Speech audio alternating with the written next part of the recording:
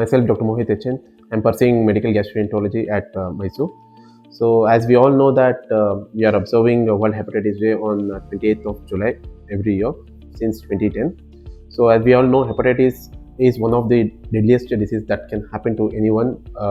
Starting from acute hepatitis, it can lead to acute liver failure, as well as in few conditions it can go to cirrhosis also.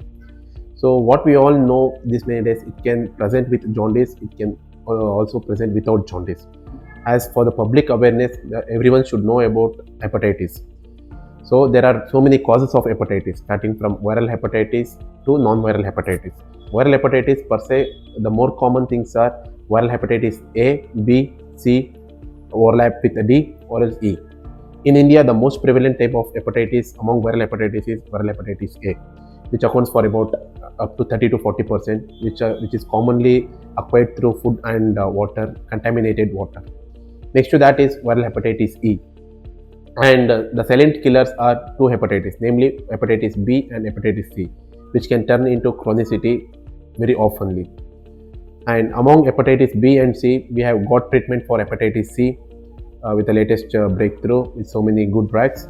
Coming to hepatitis B, it can be controlled, or we can observe the hepatitis B patients over the time in order to reduce the burden of hepatitis B going into cirrhosis or hepatocellular carcinoma. So there are few preventable hepatitis like hepatitis A and E. Even B and C can be preventable through proper vaccinations. So this is the overall insight about viral hepatitis. There are few non-viral hepatitis, non-hepatotropic hepatitis like Epstein-Barr virus, HSV, and all, or even dengue or any tropical fevers can present with hepatitis. This can be treated with appropriate treatment and proper consultation with your doctors. Coming to non-viral hepatitis, like most common among them are toxins. Say about coming to first important culprit in our society, which is affected majority of the populations, is like alcohol hepatitis. The patient consume hepatitis alcohol, and patient develop liver injury in the form of hepatitis. And there are other drugs, say like few patients will consume drugs like paracetamol in a higher dosage, maybe due to suicidal intentions. Those patients can develop hepatitis.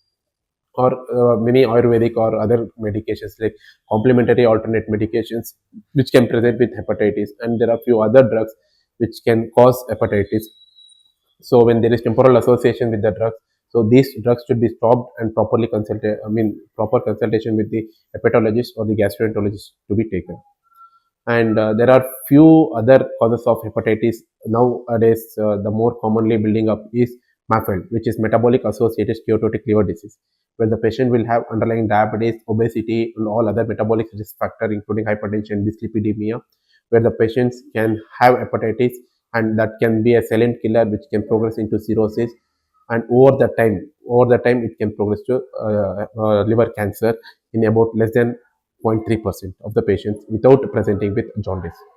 So as a gastroenterologist and a hepatologist, our job is to bring an awareness among the population. So let's break it down, hepatitis, and with a proper consultation to the doctor.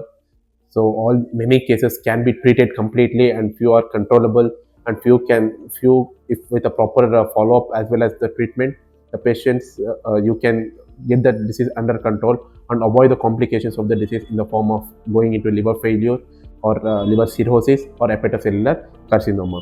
So let's break down the stigma. So go and consult your doctor at the earliest and get yourself screened for all sorts of hepatitis if you are symptomatic, or else if you are not symptomatic, get it screened for hepatitis B and C, which are preventable with vaccinations. And we can bring down the percentage or the burden or the prevalence of hepatitis B overall from the world